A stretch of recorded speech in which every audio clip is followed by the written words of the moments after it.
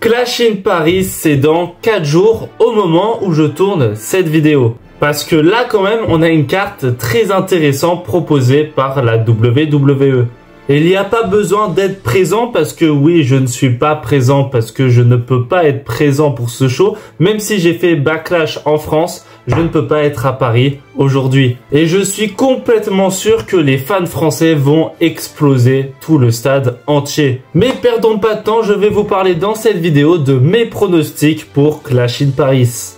Abonne-toi, on vise les 1000 abonnés. Et pour commencer, on va parler de John Cena contre Logan Paul. Donc est-ce qu'il y a besoin de présenter John Cena? Je ne pense pas. Le 17e champion du monde et le futur Hall of Famer. Et pour la dernière fois de sa carrière, il sera présent en France et il va affronter Logan Paul. Logan Paul, c'est pas mon catcheur favori. Pourtant, on va pas se mentir, il a un talent fou au ring et je pense qu'il va créer un spectacle de fou face à John Cena. Et entre les deux, qui va gagner? Et ben pour moi, c'est John Cena. Et oui, je suis obligé de l'accorder. En France, c'est sûr, en plus déjà, il va avoir une innovation de fou malade. Et Logan Paul, il va se prendre la plus grosse huée du monde en plein dans sa gueule. Et oui, là, il n'y a pas de doute possible. Et John Cena, franchement, pour moi, je vois pas d'autre résultat que lui qui remporte la victoire, en plus pour son dernier match en France. Et son premier aussi. Maintenant, on va partir sur un résultat beaucoup plus indéfini parce qu'on va parler du Fatal 4-Way. Seth Rollins détient le titre poids lourd et il s'est fait pas mal d'ennemis au cours de sa carrière. Et surtout ces derniers temps, déjà CM Punk où lui totalement il lui a volé le titre à SummerSlam où il a encaissé sa mallette Money in the Bank, mais aussi à LA Knight où il a feinté sa blessure et en plus Jey Uso qui s'est retrouvé là entre Bronson Reed et Bron Breakker et bien évidemment il veut aussi une chance au titre. Et du coup entre les quatre là, qui va remporter la victoire, qui va détenir le titre poids lourd?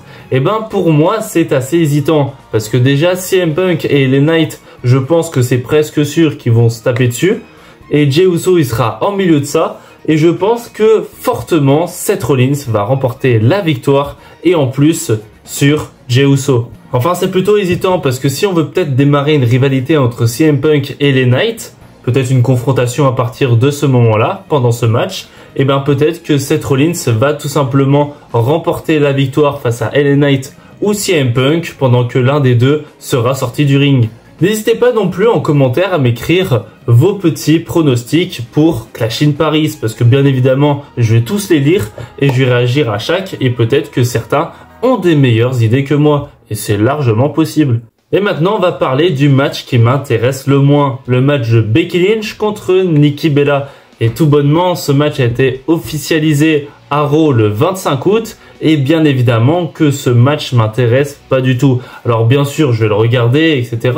Mais bon, Nikki Bella, je pense qu'au bout d'un moment, il faut reprendre sa retraite. Et Becky Lynch, eh ben l'association des deux, je pense pas qu'on va voir un talent fou au ring. Même si en plus, c'est sûr que Becky Lynch va conserver son titre. Je ne vois pas dans quel monde Nikki Bella arriverait à remporter le titre face à Becky Lynch. Franchement, si elle y arrive, mais clippez ce moment et mettez des grosses photos de Nikki Bella. Je m'en fiche, mais je vois pas à quel moment Nikki Bella arriverait à voler le titre à Becky Lynch.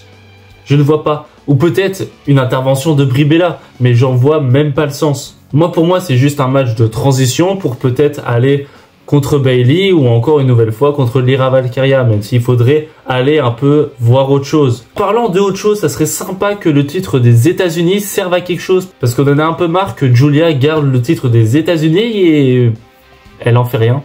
Parce que tout bonnement, il faut lui donner des matchs, parce que en plus, déjà de une, ses matchs sont excellents, donc juste donnez-lui des matchs, on s'en fiche, à SmackDown ou quoi que ce soit, mais construisez le titre en fait. Vous faites rien avec. Bon, c'était le petit instant coup de gueule, mais en vrai, le titre des États-Unis, je ne comprends même pas pourquoi il a été fait si principalement, en fait, on ne l'utilise pas. Chelsea Green, elle a vraiment bien utilisé. Contre Mia Yim, c'était vraiment bien. Et après, rien du tout. Mais maintenant, on va parler du Tribal Chief Roman Reigns qui va affronter Bronson Reed, le Shuzafala ou le Shuza Chief.